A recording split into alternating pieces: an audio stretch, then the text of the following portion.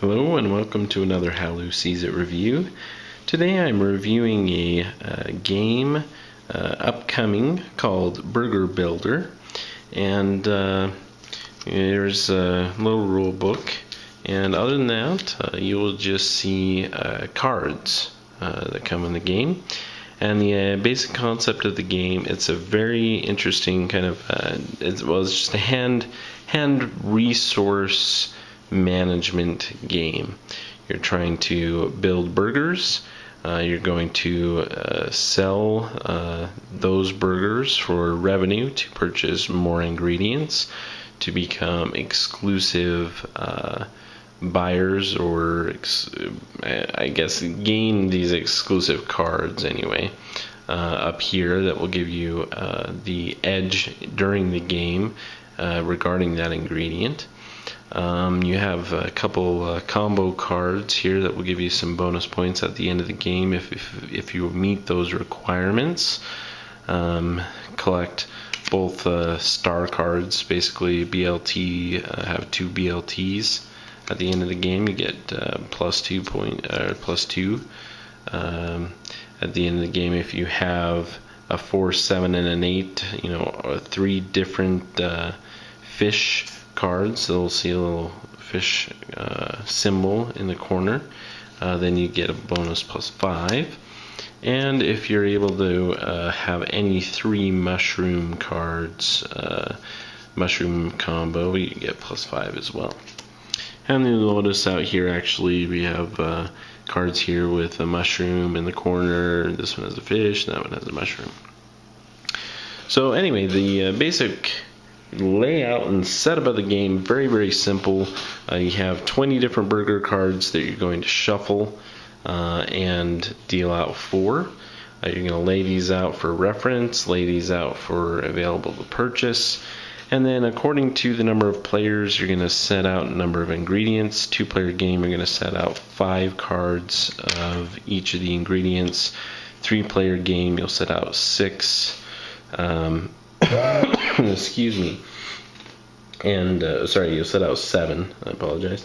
And in a 4-player game, you'll set out 8. So very simple layout here.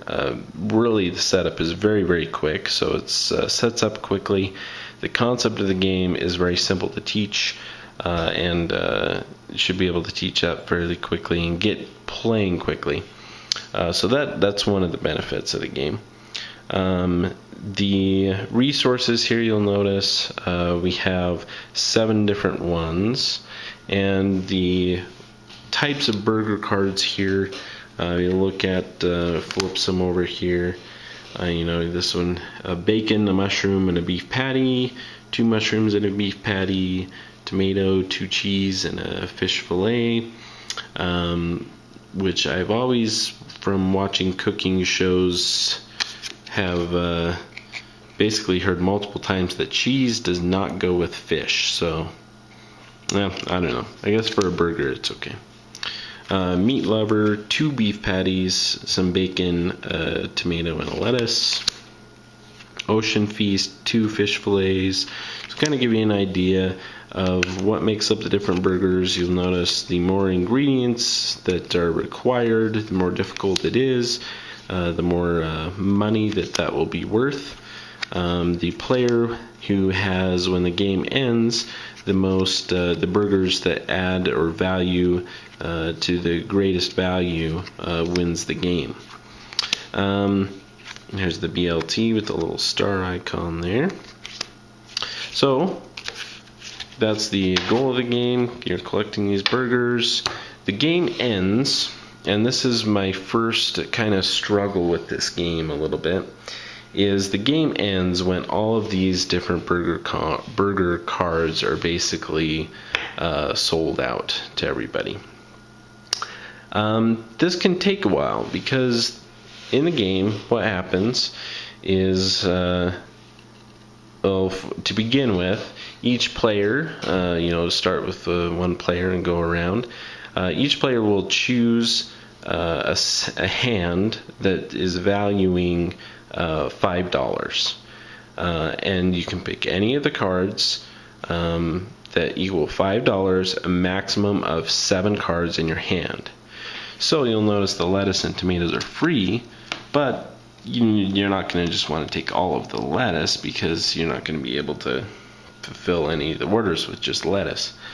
So even though these are free, it's really tied into that hand resource management. Okay, I only have room for 7 ingredients in my hand. According to what cards are out, what's already been bought, what could possibly be remaining, I need to be smart in my decision making on what ingredients I want to choose to start out the game with.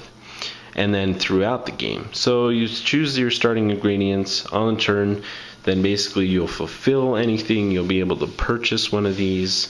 If I had 2 mushrooms and a patty, boom, I would give those resources back to the market here, and I would pick up that burger and place it in front of me. Then I would refill that with a new card, and I come here, and now basically I've used ingredients, right? And I'm going to need to buy more ingredients to fulfill more burgers. So what's going to end up happening is I'm going to most likely sell this burger for 7, and that's going to go over here into the discard pile. And I will use that 7 to buy some more fish, some beef patties, or let's say it was later on in the game, let's say I actually had 2 cards worth 7 here, and I turned both of those in for 14. Now I can buy lots of stuff, but again I only have 7 cards. What I'm really looking at here is these exclusive cards. They cost 10. And what the exclusive does is it basically lowers or discounts that ingredient by 1. Or in the case of the lettuce and the tomatoes, which are already free, you get to draw 1 piece of lettuce at the beginning of your turn. So you have 7 cards. You can plan accordingly, buy 7 cards, fill up, and then maybe not fill up on, take another lettuce. Maybe you get a tomato or something else, because at the beginning of your next turn, since I'm going to purchase this exclusive on lettuce, I'm going to be able to draw lettuce and add it to my hand to be able to meet ingredients as the game goes on. So these exclusive cards really help. Again, you're going to get these, or these become 0 basically, or the fish fillet beef patties go down to 1. So those exclusive cards are very, very important.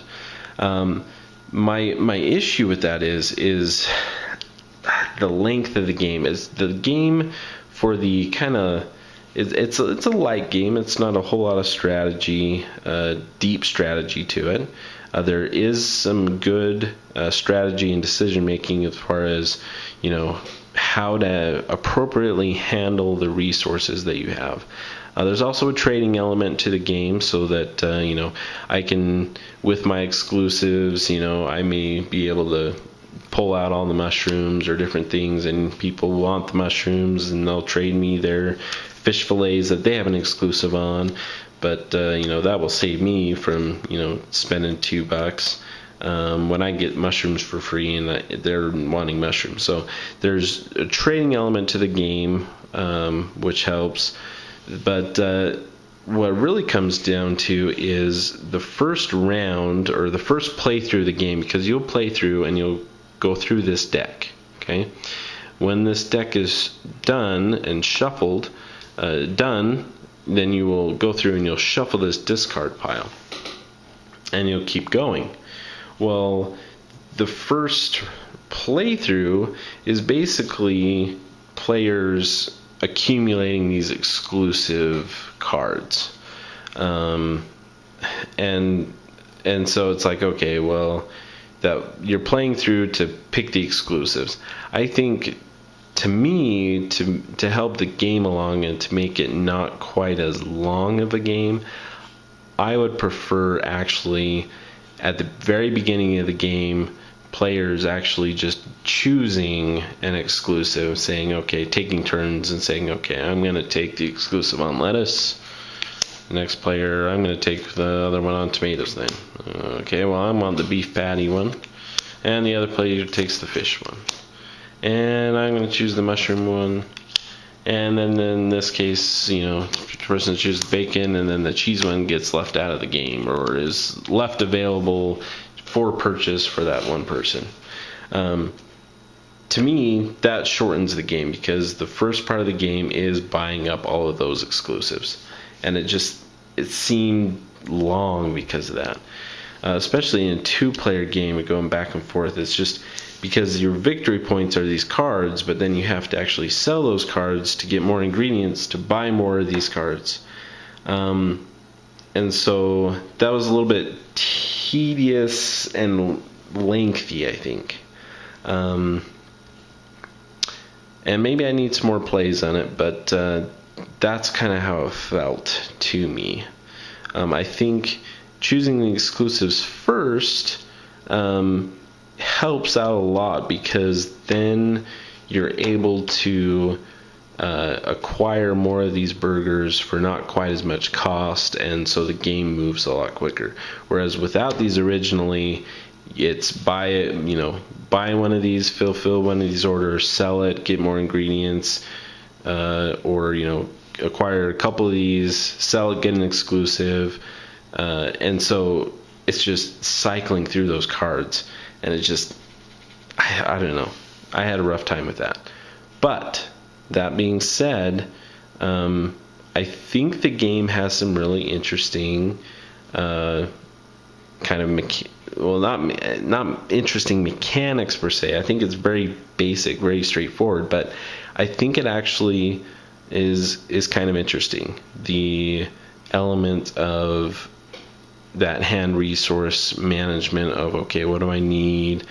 The other thing here is, if you cannot purchase a card, you can then advertise. So let's say I can't fulfill one of these burgers this time. Well, and I know my buddy can the next go around.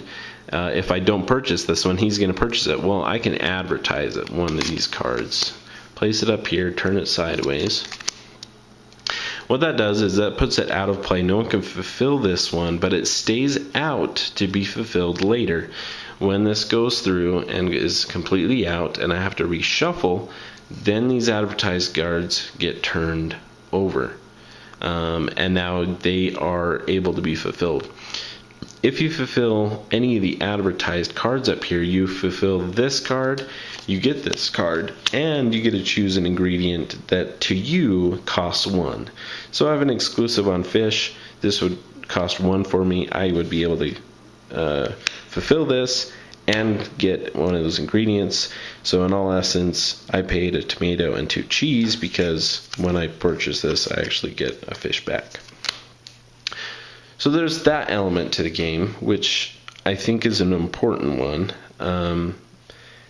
The other thing I really like about this game, though, is the artwork, and it's very simplistic, but and you kind of have this. It's very, like baseball uniform font-ish, which I kind of like. It's just kind of that American feel.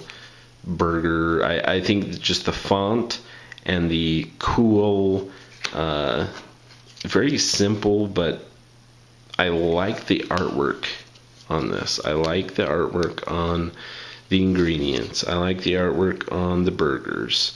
I like the layout of the cards. I think they really did a good job with the artwork. Again, very simplistic, but very just kind of cool looking. I really like it. So, game mechanics, pretty cool. Trading, it just, with 2 players, it's rough, because it's like, well, no, I can't do that, because your hand resource management, you have a plan for all the cards in your hand. And you may need a card, but your opponent isn't going to want to give you that card, most likely, because they need that card. And there isn't enough leeway in most instances, I think, that makes it that viable to actually do the trading. But I think there's some interesting things here, and I think the artwork, and it's just a very simple, light game, is good. The length part of it pulls it away from me. It feels like, why am I drawing out this just kind of light little game?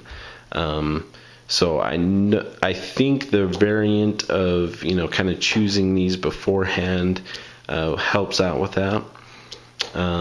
But yeah, this is Burger Builder. You can find out some more information. Look up on Board Game Geek. Hopefully we'll get some information up there soon. But this is Y-Axis Design Limited. And I'll put the information here in the video below or on my blog. But Burger Builder, little hand resource management game, great artwork, some interesting resource management that you have to consider, some interesting choices, the combo cards as well. But the length of the game and the cycling of purchasing a card and then selling that card, and that length of the game is something that I'm struggling with a little bit. But anyway, Burger Builder, go ahead and check it out.